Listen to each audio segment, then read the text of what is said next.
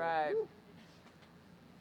God is good all the time, and all the time, God is good. We welcome you to the soil collection service for the Dana Adams Project, 1893. Greetings. Thank you for coming out. Thank you for being here for this very important service as we remember in our community what happened to a young man in 1893. I invite now someone from, where'd Ramona go? Okay, to come from the church to welcome you to the parking lot of New Jerusalem Missionary Baptist Church. That's okay, I'm getting my steps in.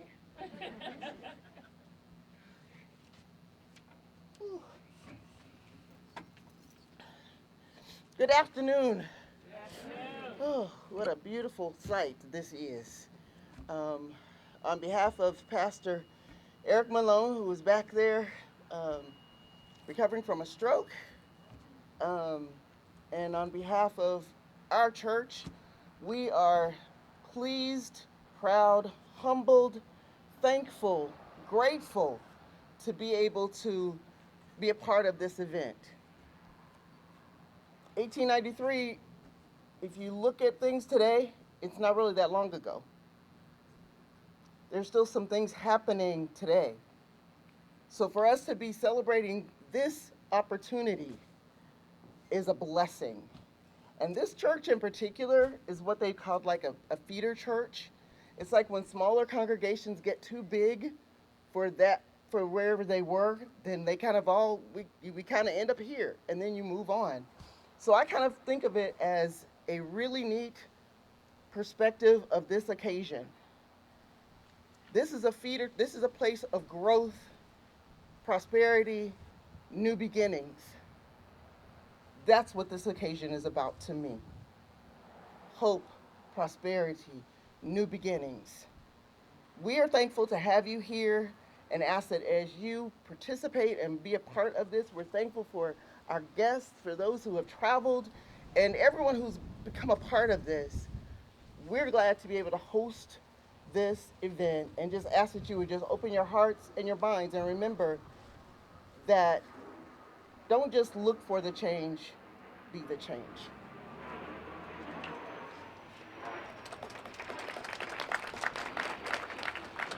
Thank you, Ramona.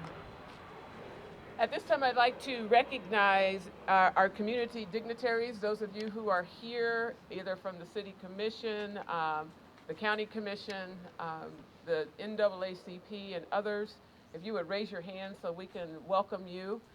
Okay, thank you. North Salina. All right. Oh, and the school board. The school board. All right, all right. We thank you for being here and representing those organizations as we come together for this commemorative service for Dana Adams. Why we are here on April 20th, 1893, 128 years ago, according to the news reports, a mob of approximately 50 white men lynched 19-year-old Dana Adams in Salina County, Kansas, near the Union Pacific train depot in Salina. The mob abducted Mr. Adams from law enforcement custody as they were transporting him to the Leavenworth State Prison, where he was sentenced to serve 7 years following an altercation with a white man. The mob dragged Mr. Adams as he pleaded for his life to a telegraph pole near the train depot, where they placed a rope around his neck and hanged him. Although the crowd of over 200 spectators was present at the time of the lynching, no one was identified or held accountable. You can go to the location where Mr. Dana Adams was lynched, which is on North 9th Street and the west side of North 9th and the west side of North Street, just around the corner here. Hear these words. Lord, here we stand with the whole community gathered in this location, waiting for the soil of Dana Adams to be put to rest, hoping that as we put his soil to rest, we will truly hear the narrative of Dana Adams' life beyond the community of Salina, Kansas, to release healing and encourage hope towards the beloved community. As we stand on our feet, help us to remember and to see with our eyes, hearts, and minds open. As we prepare to walk around these tables today, remove the blinders from our hearts and judgments from our mind, so that we might love, feel, and even ache with our neighbors for the beloved community where all humanity is respected and Dana Adams' story is not repeated. When tomorrow comes, let us recall Dana Adams as a human worthy of justice. Remember, Dana Adams was denied justice because of the color of his skin, and release Dana Adams by putting his soil to rest and ensuring his story is told in the community of Salina, Kansas, and beyond. This time I invite Carl Beverly to sing.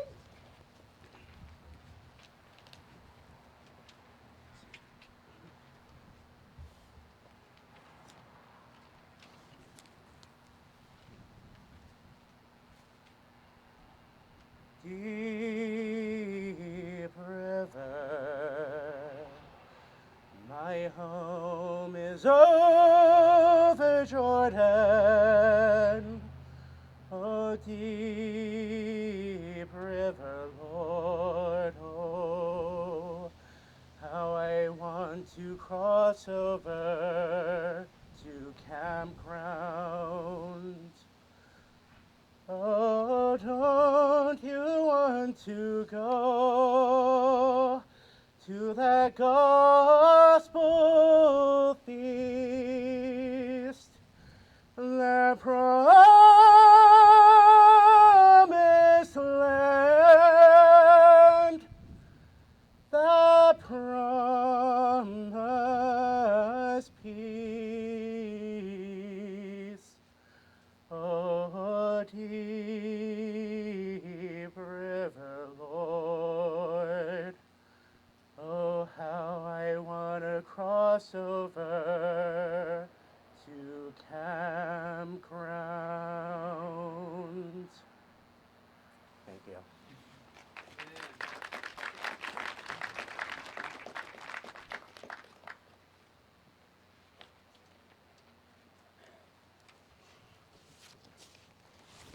Let us pray. Gracious God, source of all humanity, we come today to gather up dust. Earth to earth, you said when you created us, and dust to dust. This dust held the blood and violence which ended the life of one of your beloved. Today, as we gather up this dust of life, we also gather up the stories we have told of days gone by. And we gather up the stories we have not told. Today, we come to tell a story we have been slow to tell. It is Dana Adams' story of a life cut short. It's a story of broken community. It's a story of justice denied. God of righteousness, you would have us learn this story in order that it remind us how much justice matters. You would have us learn this story that it remind us of the dignity of all people. You would have us learn this story that it lead us to create your beloved community here in Salina. We tell this story to begin once again the task you give us to make of this old world a new world, so that we can make of our old country a new country, so that we can make of this town a new town. In the name of the God of love and grace, amen.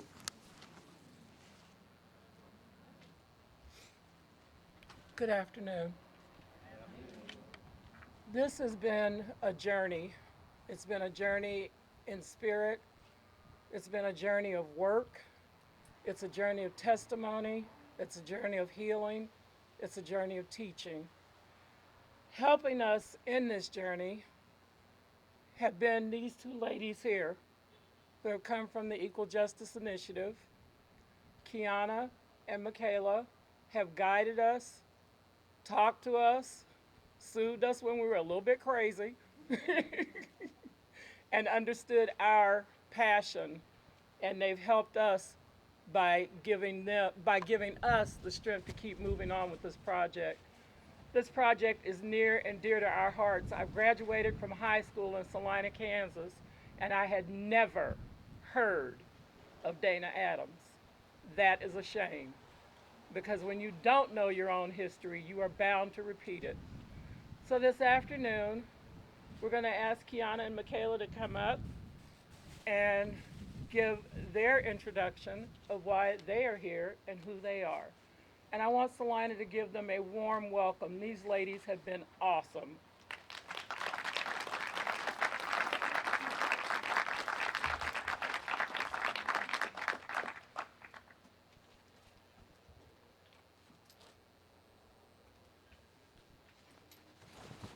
Good afternoon. My name is Michaela Clark, and I'm a Justice Fellow at the Equal Justice Initiative, working with Kiana on our Community Remembrance Project team. And it is an absolute pleasure to be here with you all. And we just want to thank Reverend Williamston, Martha, and Sandy for all of the hard work and for memorializing Dana Adams here today. So we're happy to be here. Yes, thanks, Michaela. My name is Kiana. I'm also a Justice Fellow at the Equal Justice Initiative. We're really honored to be here today to support the work of the Dana Adams Project. We know that it can be very difficult to talk about this history, especially given that we've been so silent about the history of racial terror for so long. And so we really appreciate you all coming here today, and we know that these projects create the opportunity for healing within the community and also avenues for addressing the present day legacies of racial terror and racial injustice. We're from the Equal Justice Initiative, which is a nonprofit organization based in Montgomery, Alabama. We're dedicated to ending mass incarceration and for challenging racial and economic injustice in our society. We were originally founded in 1989 when our executive director, Attorney Brian Stevenson, came to Montgomery, Alabama to defend people on Alabama's death row. We're an anti-death penalty organization. We believe that everybody is more than the worst thing that they've ever done, and we don't believe capital punishment should exist, especially given the very racially discriminatory ways in which it has been administered. And so that is how our work started. We've also expanded our legal work. We challenge the excessive punishment of children. We represent a lot of people who are sentenced to life without parole, or what we call death in prison sentences, as juveniles. And so that's another big area of our legal work. We also challenge the inhumane and unconstitutional prison conditions throughout the state of Alabama, and we provide reentry services for our clients to help support them in making sure they're able to have meaningful lives after incarceration. And so after about 20 years of doing this client-centered work, which we still continue, we realized that in order to effectively address the racial and economic injustices that our clients are facing and to address the issues we're seeing in the criminal legal system, that we actually have to take a step back and find a way to advance broader public education efforts to address our nation's history of racial injustice, because we believe that the issues we're seeing in the criminal legal system are reflective of our nation's history of racial injustice. And so we started some public history work around 2008.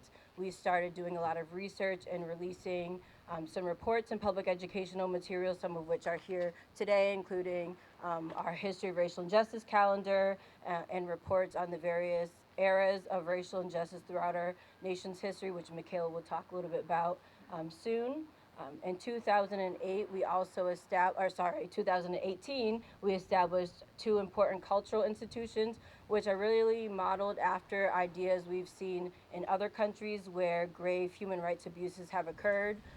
For example, the Apartheid Museum in South Africa and the Holocaust Memorial in Berlin.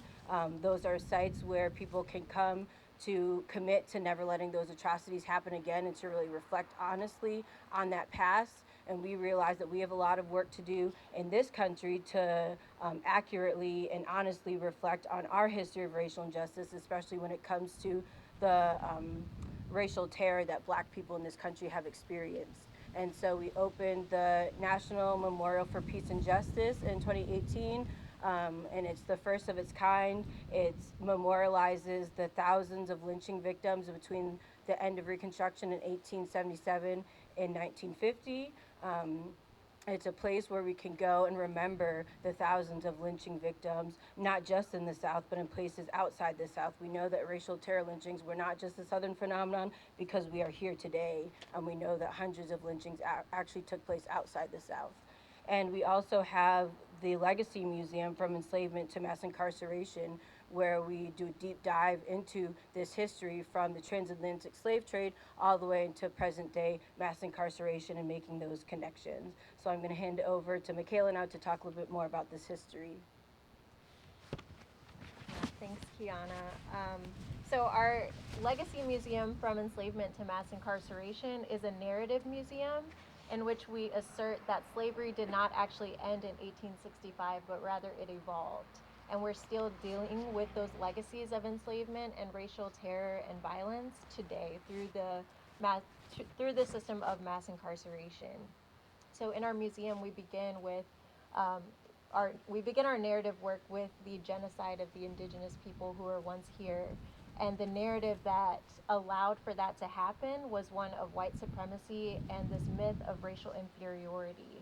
And it was that same narrative that allowed for thousands and millions of African people to be kidnapped and brought here and enslaved for decades.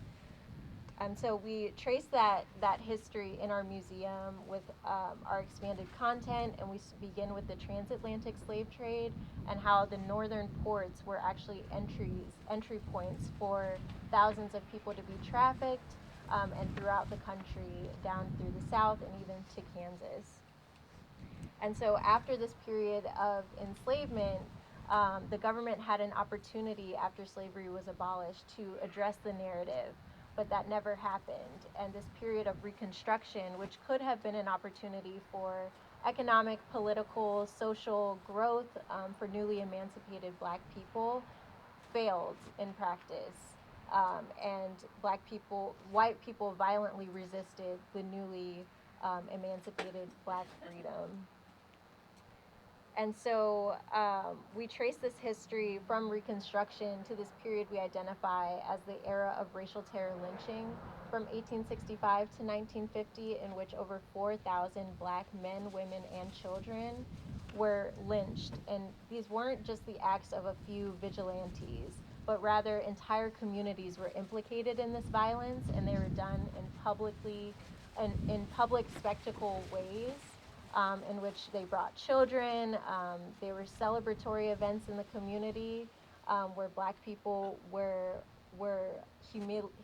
humiliated and violated in these very public and violent ways. And so Dana Adams was a 19-year-old teenager who was criminalized for occupying a public space that a white person deemed he didn't belong. And he was not protected by the law enforcement officers that were armed and responsible for protecting him. And as was the case with many victims of racial terror lynching, law enforcement rarely used force to protect the victims that were often kidnapped from jails, prisons, and even out of police hands, as we saw with Dana Adams from the train. And during this era, any accusations of violence against a white person were rarely subject to serious scrutiny or investigation. And so Dana Adams was criminalized before truly having the opportunity to defend himself legally. And later, when Dana's father sued the city of Salina for damages and for the grief that the Adams family was experiencing, he was only awarded a sum total of $2, and no members of the mob were ever identified and held responsible for the lynching of their son, of a teenager. And so throughout this era, Black people were regularly denied access to the legal systems of the time, and they were regularly criminalized for being in public spaces with white people. And so we track this history through the mass resistance to the civil rights era. And during the civil rights movement, we talk about, Dr. Martin Luther King marching and Rosa Parks, but we don't regularly talk about the violent resistance that they experienced, and that this narrative of racial inferiority and white supremacy did not just go away with the passage of new legislation. And so around 1950, as lynching became less of a public spectacle and outside of the courtroom, it moved inside the courtroom through the death penalty and capital punishment. And so we're still experiencing those legacies with over 2 million Black and brown people incarcerated today. And so today we're collecting soil as a part of our larger community remembrance project, in which we partner with communities across the country to memorialize the victims of racial terror lynching and to tell a more honest truth about our history. And so the soil symbolizes the sweat of the people who were forced to toil this land through enslavement. It represents the blood of those who were lynched on the land, and the tears of those who were humiliated by Jim Crow segregation and the violent resistance to Black freedom. But the soil also represents an opportunity for growth and healing. And so we memorialize Dana Adams and his life today, and we also commit to a future that is more truthful and a future that looks more like justice and liberation. So thank you so much for having us today.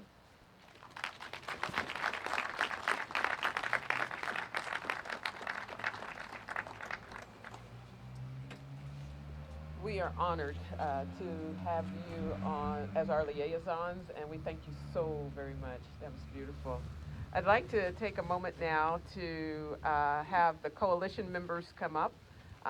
Each one of us is going to kind of give you like a brief synopsis of how we got involved in this project, and there's still room. Amen? There's still room for more. So we're going to start with Reverend Dr. Martha Ferguson.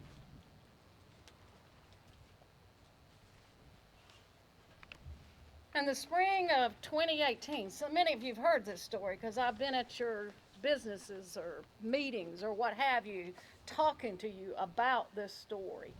But in 2018, one Sunday afternoon, I opened up the New York Times, and there was a headline on an editorial. And it said, "At this museum, even the monuments bleed." And I had to read more.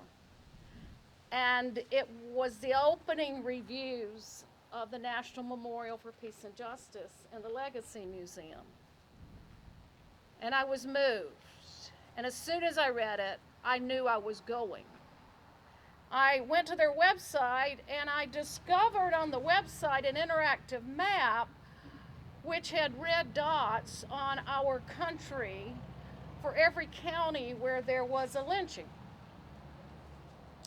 And many of you that know me know I'm from away. I'm not a Kansan. I try to be a Kansan, but I grew up in South Carolina. And so with great fear and almost shaking hands, I went to Dillon County where I grew up. There wasn't a red dot. Then my eyes slid across the country, and I saw this red dot right in the middle, and I knew exactly where that was because we're in the middle. And it was Salina County. And as I told Sunrise Presbyterian Church the next Sunday, God had called me to go and make atonement under that monument for the lack of justice that Dana Adams had here. And I thought that was just the pilgrimage. But when I went, I learned about the Community Remembrance Project, which is not completed today. We will have a historical marker over in Caldwell Plaza next spring. But I learned about that, and I thought, everybody's going to want to do this real quick. We're going to do this. And for 4 years, I have been going to visit all of you and many more. There's so many people that aren't here today that have supported us. Said we need to do this. And we never could quite get it done. And when George Floyd was killed, it's when Sandy and Dee and I said we're doing it. And so, are you next or is it Dee next?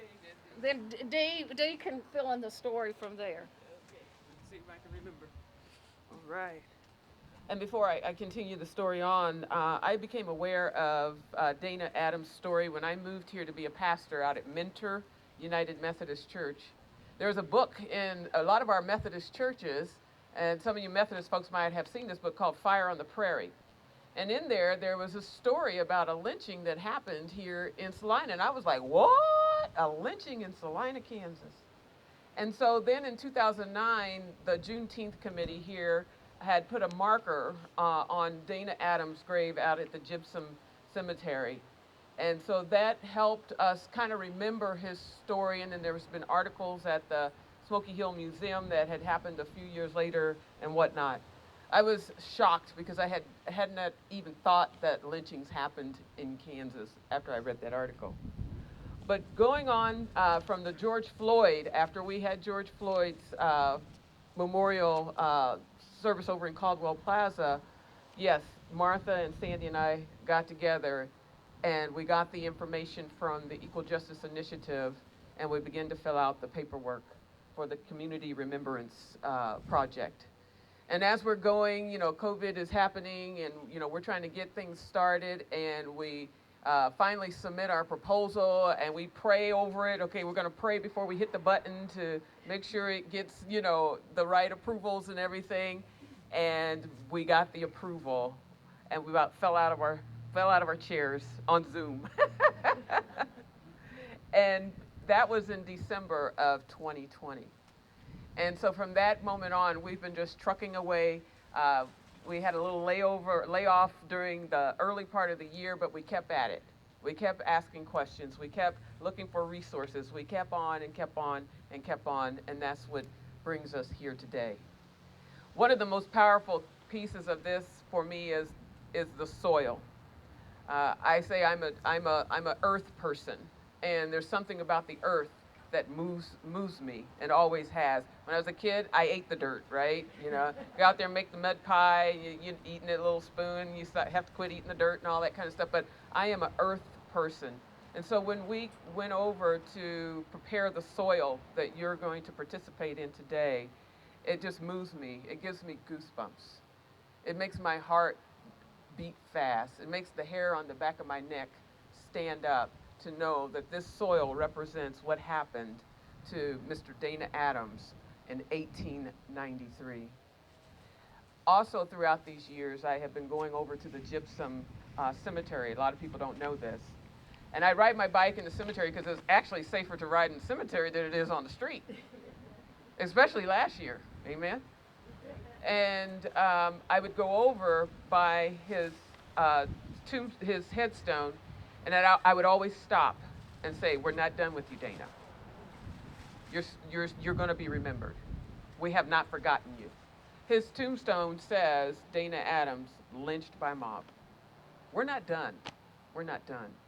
And I also go, how you take care of a family member? I go over and I wipe off his stone to make sure it's cared for.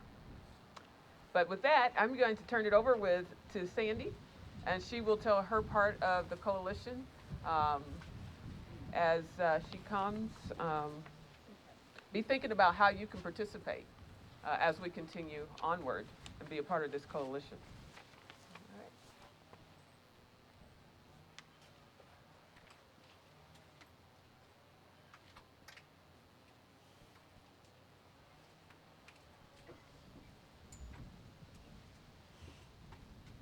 I once told my doctor I don't mind getting old, I mind falling apart.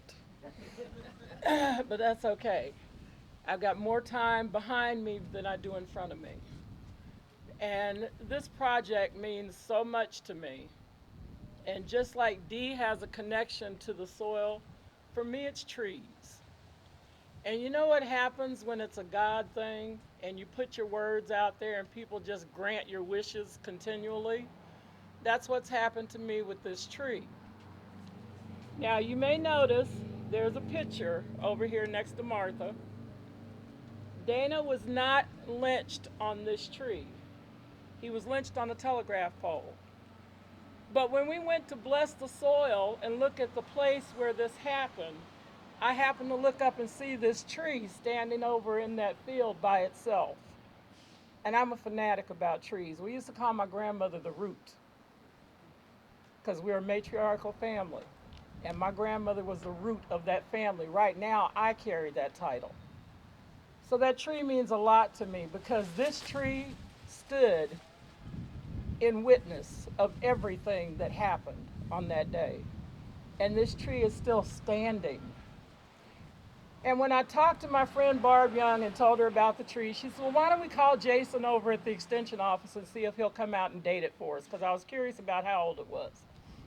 So Jason came out and looked at it from the extension office, and he said, you know what, I think I'll call the office up at K-State Manhattan and see can't we get the forestry guy to come out. So this is all God, because the forestry guy came down the next week. And he looked at the tree and he measured it and he climbed all over it, and he said he'd never seen a tree and it's dying right now, but in 2014 it was still living because we found the aerial shots of it. It was full. And he looked at the tree and he said, I've never seen a tree dying like this that was so willing to keep budding and trying to live. And what he wrote in his letter, he wrote an official letter in the description. I'm just going to read this last paragraph to you. He says, this tree has a diameter of 1 foot above the ground of 54 inches. Elms are not a particularly long-lived species, but considering the size of this tree, it is my expert opinion that it was alive in 1893, and likely just a sapling, a few inches in diameter, and perhaps maybe 15 feet tall at the time. Because of this tree could be called the witness elm. Having bore witness to the lynching, thus at the latest time this tree was confirmed alive and healthy in 2014, it is approximately 130 years old. This tree witnessed the lynching of this young man. This tree witnessed families watching this lynching. This tree grew from the tears that weren't shed for this man as they auctioned off his clothes when they lynched him. This tree stands in testimony of how cruel human beings are to each other. And this tree for me stands in remembrance when all else was gone.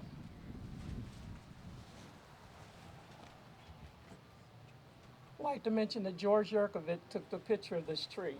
And that's thanks to Martha, who also told him about me and this tree fascination, and he went out and took it.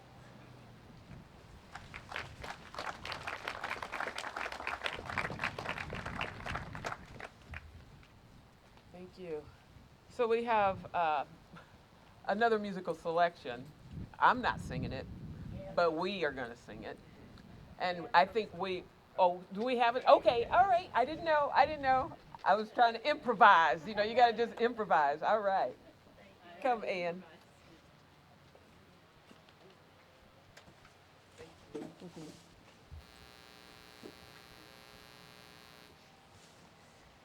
When I close my eyes so would not see, my Lord did trouble me. When I let things stand that should not be, my Lord did trouble me. When I held my head too high, too proud, my Lord did trouble me. When I raised my voice too little, too loud, my Lord did trouble me, did trouble me. With a word or sign, with the ringing of a bell in the back of my mind, did trouble me, did stir my soul, far to make me human, to make me whole. When I slept too long, slept too deep, my Lord did trouble me. Put a worrisome vision into my sleep. My Lord did trouble me. When I held myself away and apart, my Lord did trouble me. And the tears of my brother did move my heart. My Lord did trouble me, did trouble me. With a word or sign, with the ringing of a bell in the back of my mind, did trouble me, did stir my soul, for to make me human, to make me whole. So of this I'm sure, of this I know, my Lord will trouble me. Whatever I do and wherever I go, my Lord will trouble me. In the whisper of the wind and the rhythm of a song, my Lord will trouble me. To keep me on the path where I belong, my Lord will trouble me, will trouble me. With a word or sign, with the ringing of a bell in the back of my mind, will trouble me, will stir my soul, for to make me human, to make me whole, make me human, to make me whole.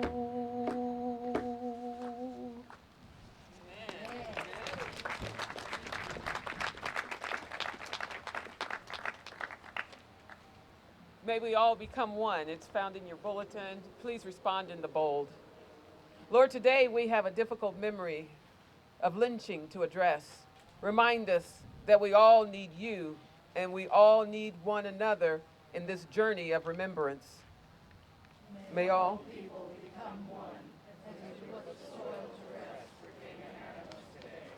help us to be sensitive to each other in the community of Salina and to have open eyes, hearts, and minds.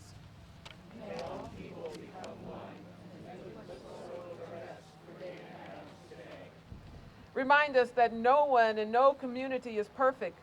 Move us to unite through our common humanity and need for forgiveness where we fail.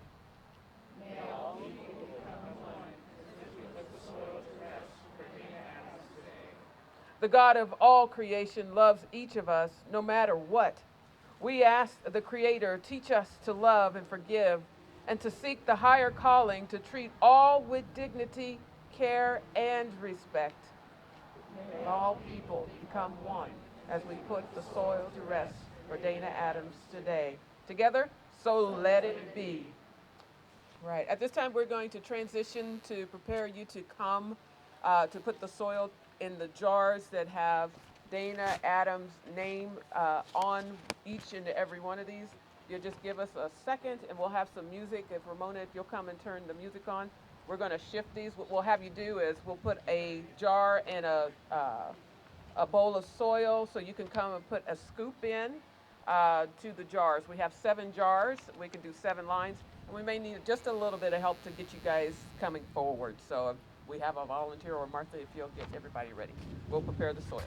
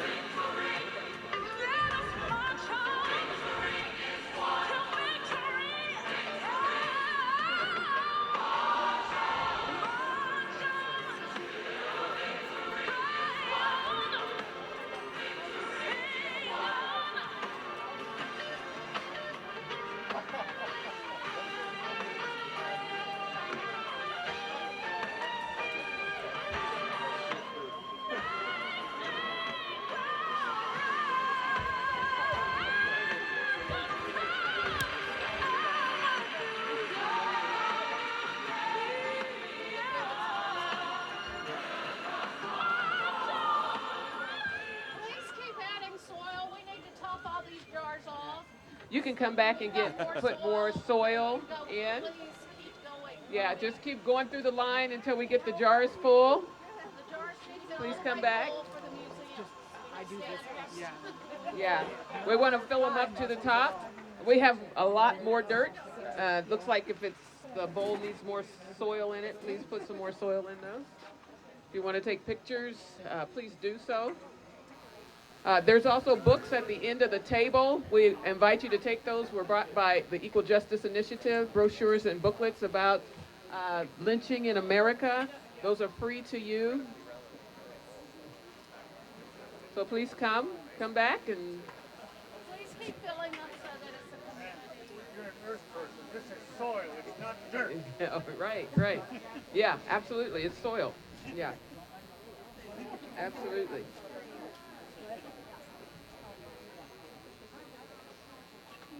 You can come back as many times. We have 7 jars there. They hold about 13 pounds of soil.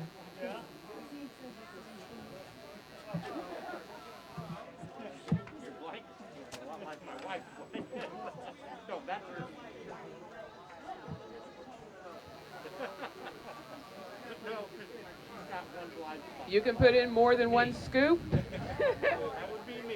of soil, not ice cream, soil. All right. If you want a scoop of ice cream, you go to DQ over there or Brahms. Continue to come. You guys, persons in the back, please come back and put some more soil in. We want to top these off. We have plenty.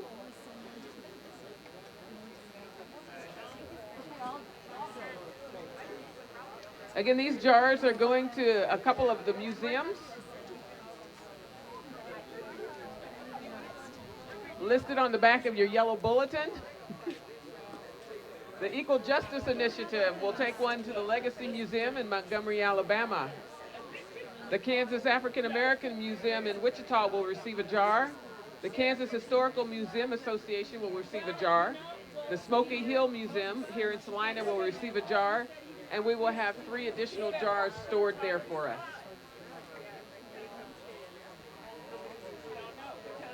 We're almost there. We need a few of you to come back and put some more soil into the jars so we can get them full to the very top. There's plenty. Yes, keep going, keep going. There's a jar at the end that needs some more soil in it. Yeah, top it off, yeah. You can even pick up the bowl and fill it in if you need to.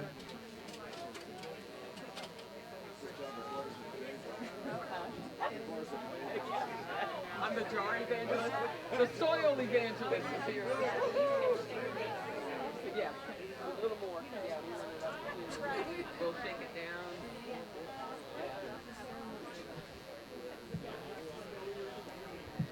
Please also come and get a book, Lynching in America, and the brochure from the Equal Justice Initiative. We have one more thing to do before we all leave. So please do not leave yet.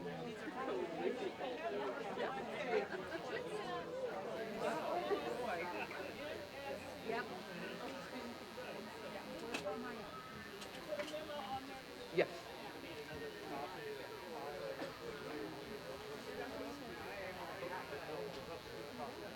Oh, sorry.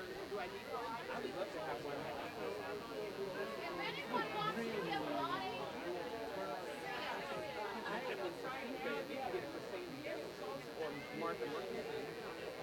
Okay. You may want to reference it, but probably won't. I'm the. But I'll get one.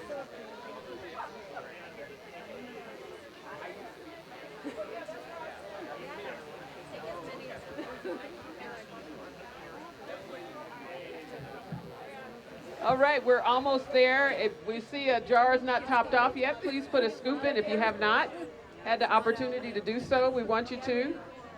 And we'll have our liaisons check the jars for compliance. And, all right.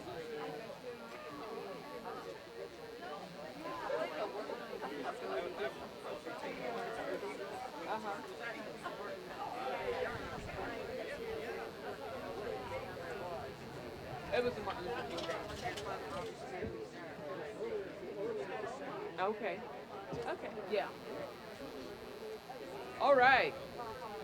All right. So, are we minus the soil? Because we have more. All right. Okay. All right. Okay. So, if I can get your attention one more time, we're just about done.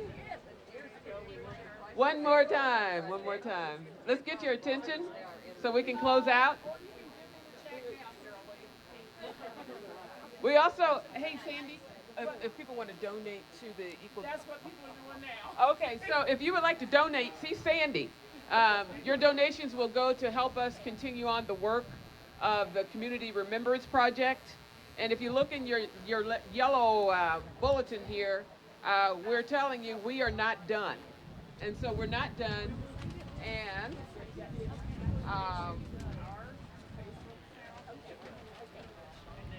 if you want to be a part of the work, you can get a hold of us, and we have an email address that we'll get out there to the community. If there's a way that you want to participate in that, let us know. If all else fails, call Sandy Beverly. So who do you call? Sandy. You don't call Ghostbusters, you call who? Sandy. All right, thank you very much. Thank you so much.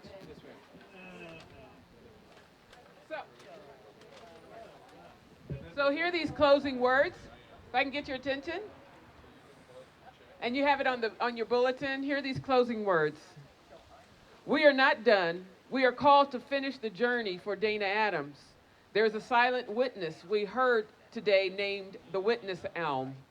This tree has stood for over 130 years, watching, waiting, and hoping for justice for Dana Adams, and that his story be told and never forgotten. That the community of Salina stand in solidarity with the Witness Elm and recall, remember, and release Dana Adams' story and move toward a beloved community where all humanity is given dignity, honor, due process, and respect. Together, let us say, so let it be. Thank you so much for coming out today. We appreciate you. We appreciate you.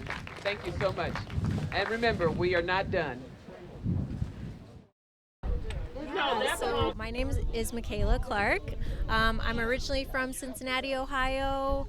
I went to school in Chicago, and so I was introduced to the Equal Justice Initiative in college, and just the work of telling a more truthful history is very important to me, and I believe in reconciliation and justice, and I think that the way to get to that point, and the way to get to that point as a country where we're healed and moving towards more healing together, and addressing these issues of mass incarceration, criminalization of Black people, ongoing issues like that, we first need to do the difficult work of telling the truth about our history and where we come from and how this narrative was preserved throughout history, this narrative of white supremacy and racial inferiority. Right. Okay. Yeah. Are you an attorney? I'm not an attorney. I'm a justice fellow, and so I do a lot of the research and writing, and engaging with communities such as Salina all across the country through the Community Remembrance Project. With our research, we document racial terror lynchings, and we've documented close to over 6,000 from this period of Reconstruction through 1950. So 1865 to 1950, over 6,000 men, women, and children. And I think the most difficult part about reckoning with that history is realizing that it happened and that this was a community-wide event. So this wasn't just the act of a few white vigilantes, as sometimes that's been the definition of lynching that's been presented a lot of the time, but rather when you dig into this history and you realize that hundreds of people were involved, that law enforcement coordinated, that city officials and county officials were all a part of not only the act of lynching the person or people through a massacre, and even children were lynched. It's recognizing that the entire community was implicated and that the Black community was driven out and terrorized. And so it's reckoning with that history has been a difficult part, and also recognizing how the community was shaped by this one event. So I've worked with communities where after a lynching, the entire Black community was driven out. And that's reflected in the numbers today. That's reflected in the Black population not being as present or being minimal. So this history is still with us, and the legacy of that is still with us, not only through mass incarceration, but voter disenfranchisement, inequalities in education, poverty rates, the presence of a Black community in a certain area. So I would say that's the most difficult part, and just wrestling with that ongoing history and that legacy that's been preserved. This work is ongoing. It's ever evolving, and so I think it's really encouraging when we see different parts of the community, different races, genders, ages, religious affiliations, coming together with a commitment to education and with a commitment to being open to learning about this history and continuing that work themselves. I don't think we're at a place yet where we can say we've learned everything or that we're done with reckoning and thinking about wrestling with the truth-telling part of this. I think that work it has to be ongoing. It has to continue into the future. And our hope is that, children engage with this history as well in schools and even outside of schools so that they can be the ones to say never again, and so that they're familiar with this history and that they can go forward and create something new, and that we can all imagine a more liberated and just place to be. Continue to improve and continue to deal with the issues, because they'll always change, more than likely. Right, and just being aware that this narrative is what needs to be addressed, this myth of racial inferiority that has been preserved for so long, and so it takes a while to untangle that and to really deal with the implications of that today. Right, and the myth of we've never done anything, it's not our problem. Right. It was them. Right. Okay. That's right. Thank you. Yeah. Thank you very much. Thank you. So I'm from Pittsfield, Massachusetts. It's in Western Mass. Actually, a place that reminds me a little bit of Salina. It's about 45,000 people, and the racial demographics are similar. There is a bit more to do here just from looking around. But yeah, so it's a similar sort of area, but it's in Massachusetts. I went to public school all my life, and then I went to Williams College. I majored in psychology and Africana studies. And when I was there, our first year reading was Just Mercy. And so that's where I was first introduced to the work of Mr. Stevenson and to the Equal Justice Initiative. And then 2 years later, in 2016, Mr. Stevenson came to speak for the commencement speech that year. I wasn't yet graduating, but I really wanted to see him speak, so I attended that, and I was really moved by everything he spoke about and how he was able to integrate statistics and facts with narrative as well, and it was really compelling. And so I started to follow the Equal Justice Initiative, and then I saw that they have the Justice Fellowship, and so that's when I applied. I spent a year in South Africa working there, learning a lot about the apartheid and sort of how different efforts to address their history. Then I came to EJI in 2020. I think there's a few things. I think one, people are resistant to talking about the history just because we have been silent about it for so long. And so I think sometimes the instinct is to say, well, like this stuff didn't happen here, it was different here, and not really see it as the national phenomenon that it was. So I think people will oftentimes focus on details that aren't necessarily relevant to the broader work that we're talking about. And so that's one thing. I think that it can be hard to come to terms with the fact that the entire community was sort of complicit in this violence, and so that can be tough, especially when we talk about how law enforcement were complicit in it, whether they actively participated in the lynchings or they failed to protect the black people who were lynched, or they absolved the mobs of accountability. So that's one thing that's difficult. And then also just being able to make connections from the past to present day racial injustices, that can sort of be difficult for people, and that's why we like to share our public education resources, just so that people can understand how mass incarceration and how the death penalty and housing crises and inequalities within schools, and just how all these things are sort of related to all the way back to the history of enslavement, because white supremacy was never addressed head on, and so it was able to evolve. And so that's another thing that we try to work with communities to support them in doing. But of course, first comes telling the truth about the history so that we have a better understanding of these present day legacies. But we're really inspired by all the work community partners are doing to make those connections. So one thing is definitely the healing that takes place in communities, and so even Black and within Black communities, we've been silent about this just because it's dangerous to talk about lynchings at the time and even now. And so I think one thing is Black communities feeling like they're being heard, and just the fact that people will come together to recognize that violence is something, it may seem like something small, but it's actually really significant. So that's one thing. And again, just tracking to present day injustices. And so when we see that communities are able to start doing advocacy projects, whether it's regards to anti-death penalty efforts in their area, or even going into schools and engaging students. One project that we're really excited about that we've been engaging with communities is the high school essay contest. We think that it's so important for youth to be engaged in this narrative work and to really understanding this history. And so we're really thrilled to be able to read essays from high school students and see how they're making connections between past injustices and making connections to present day injustices that they're seeing in their communities, and then imagining what a more just future and a more just society will look like, because of course youth are going to be the ones who have to continue this work and carry it forward. And so that's something that also really inspires us when we're able to see more young people doing the work. Thank you so much for answering the questions, and thank you so much for the work you've done here.